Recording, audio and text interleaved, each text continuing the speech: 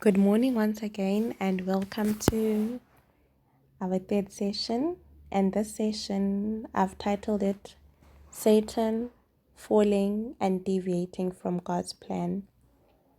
Now, because I'll have a challenge with sending a longer recording, I will not be able to read for you Genesis chapter 3, but I'd like you to please read it.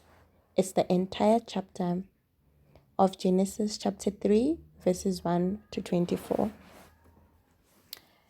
And I read from a Dawe Reims version when I was making my notes and when I was preparing. So I would like you to please read. It takes approximately 6 minutes to go through the entire reading. So from Genesis chapter 3, we see how Satan enters into the marriage of Adam, Eve, and God. We see how he caused Adam and Eve to disobey, how Adam and Eve perceived themselves after sin, and how they tried to repair or hide the damage. Of great importance here is to note two things. Number one, the punishment from God. Number two, the solution from God. More subtle was the serpent. I'm sure that when many couples buy into contraceptives, they are sold the myths. They know little about natural family planning. They barely know how the contraceptive method works. The negative impacts are never said, and the consequences of humanity using contraceptives are the fine print. Just like the serpent, contraceptives are very subtle. From TVs, from radio, jokes, even friends.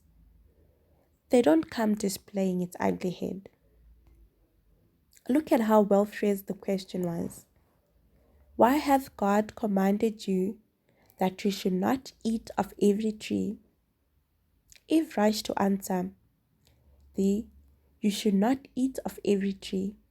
And she left out the important and first part of the sentence. Why hath God commanded you? Today, I am asking you, why hath God commanded you not to use contraceptives? Kodwa abanye benu bazongiphendula ngokudla izithelo, as if it's the only part of the sentence. The serpent comes to phrase its question to you regarding contraceptives in many ways. Such are these. Your friends could say, why would God command you to suffer year after year? Kore mwana. Or, why would God command you to have children in this difficult financial situation? Aliboni yini ukuthi kunenhlupheko? Why uNkulunkulu azothi lihlupheke?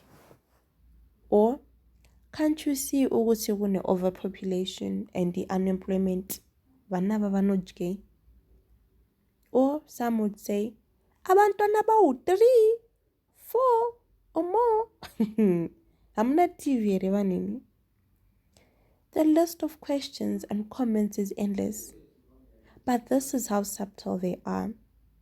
Thina njengamakhatholika sikholwa ukuthi kuza umshado or umendo bese kuba ucansi nabantwana in that order. Kodwa ngoba uSathane sekafikile uyasilinga bese nathi siyathatheka sithi hayi sure kunenhlupheko kana ukuthi child spacing is necessary. Vana vakawanda tinovapei. It means kuti we won't have time for each other as husband and wife. Rudo runotoperaka. Or some say, sure, we need to breed in between. But in so doing, we become like Eve. We see the evil of contraceptives as if it's good. We take it and eat it. Literally, we swallow pills or have chemicals via injectable methods, patches, Can I put straight into our bodies like the diaphragm, the loops, the implants, or to completely alter God's temple by having hysterectomies, tube tying, or vasectomies. Yet, the woman we should all emulate is Mother Mary and work hand in hand, Namwari, to be co-creators with God. We are all called to be handmaids of the Lord. What happened next? Now, like Adam and Eve who realized they were naked and sew fig leaves and made aprons, we do the same. We see our errors. However, we are not repentant. We try to cover it up. E.g., the pill makers saying that women were uncomfortable with not having their menses, and to make them feel at ease, deliberately removed chemicals for 7 days of the pill cycle so that they could provide breakthrough bleeding. But the fact is, it's unnatural not to ovulate. It's unnatural not to have your period when you are within the age groups that are supposed to be having periods. Then the lie is actually that they can use contraceptives to regulate periods. I mean, this is making fig leaves and aprons as it's not permanent. Hence, even when people have problems with contraceptives, they still persist with them. But guess what? God came into the picture and asked, "Where art thou?" And Adam said, "I heard thy voice in paradise, and I was afraid because I was naked and I hid myself." In reality, we are still in our marriages, paradise, but it's not being called the paradise of pleasure, like you saw in chapter 2. Sesithi, honeymoon phase idlulile. But is that what God planned for us? To survive marriage and not to thrive? Yave wonto iri ukuthi it's about survival. Are we now dodging bullets, rendering ourselves as victims? Yeah. Takutiza zvimbambaira here. Listen to the words of Adam. I was afraid. Do you remember when we were reading in chapter 2 how happy they were and how we can all relate in one way or the other that we were also happy, contented, no regrets, and confident that we made the right choice? Therefore, how did fear come in? In our case, fear comes in with sin, with contraceptives. I'm not sure if you're aware of those fears, but just a brief look into the fears that I see that people go through. The fear of infidelity. It's so easy to cheat now because each party thinks that there is no pregnancy. The fear of HIV and AIDS. In the survey I conducted, only one couple was using condoms as a method of contraception. So when either party decides to cheat, they won't use condoms in their extramarital affairs because they're not used to having them as a contraceptive method. Therefore, they will contract HIV and bring it to the other party. Divorce. If sex isn't for children and it's for pleasure, and if one can no longer pleasure the other party will leave and seek pleasure elsewhere. There is poor satisfaction and intimacy, poor communication about the sex life. We also have the fear of self-induced infertility. There is also fear of homosexuality. And it never could ring when I was in the saloons why married women would be like, Kaya, so tatela indoda, he's stubborn. Imagine, I never could make the link until I looked deeper and saw to what the teaching of the church said. I mean, if sex is for pleasure, then each party may seek this pleasure with anyone. Then this means that even men can seek sex from other men, or women can seek sex from other women. It's a fear that people have to live with. And there's, of course, what's heartbreaking and so rife here in South Africa, femicide. I mean, I think this is every woman's greatest fear. Or even as a husband and you have a wife that drives to work, that she might be hijacked and killed, or if she walks to work that something can happen, or if you have daughters that are within, this fertile zone or dating zone. This is something that contraceptives have brought about.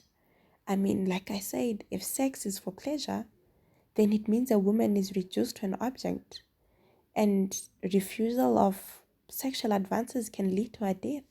Or when she tries to defend her dignity in a rape case, or in a situation where she's being forced or coerced into it, she might be killed for it. The list of these fears continue to intensify, the degrees get hotter and hotter. But however, the main point here is that all these are on the increase because of contraceptives. Not forgetting that now couples are afraid of being naked together. I mean, some of you couldn't even do the questionnaire on NFP because you're afraid of each other,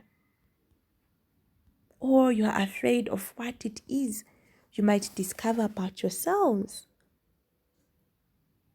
I mean, some of you are afraid of even telling your partners what turns you on or what they must never do during sex. Literally, some women are afraid of being naked in the light because of the weight gain or because of stretch marks. But it's even greater than that. Some couples can't even have sex when it's in the light.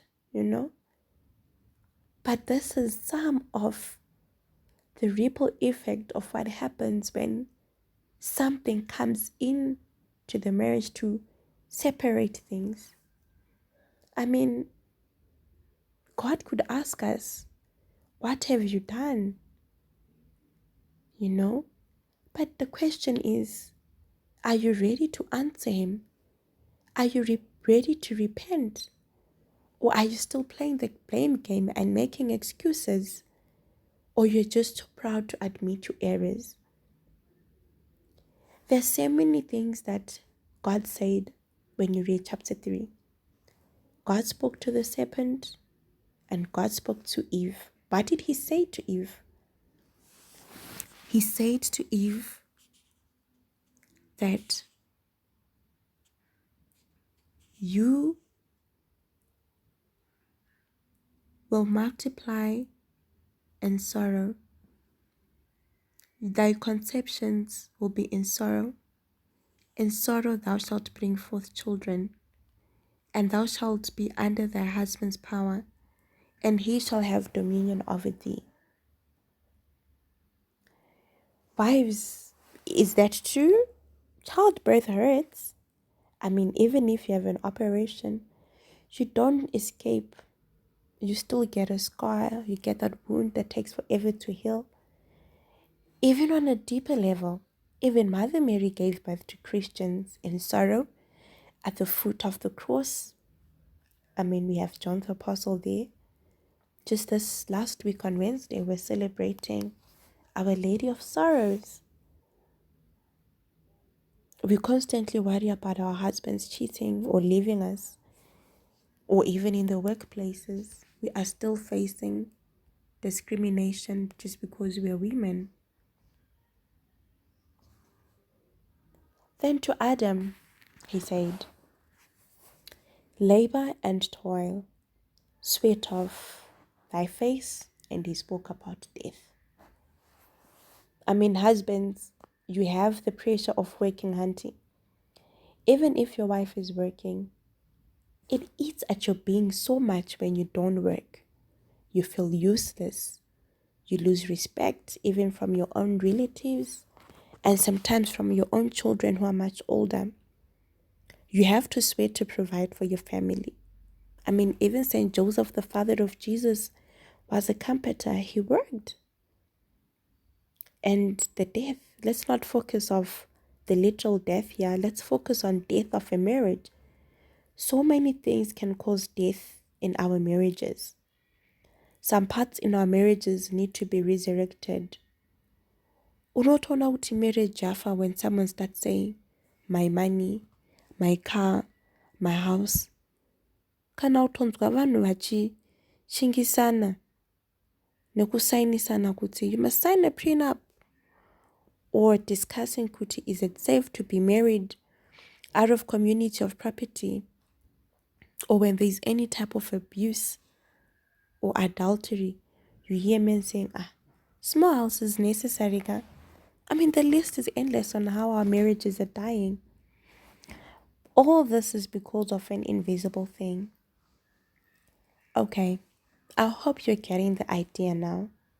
A little harsh and shocking, but surely this is all in black and white. To shed more light, in the next session we'll look deeper into contraceptives and what it really means to be a contracepting couple. Reflect, take time to discuss, face your fears, and allow God to speak to you to the depths of your hearts.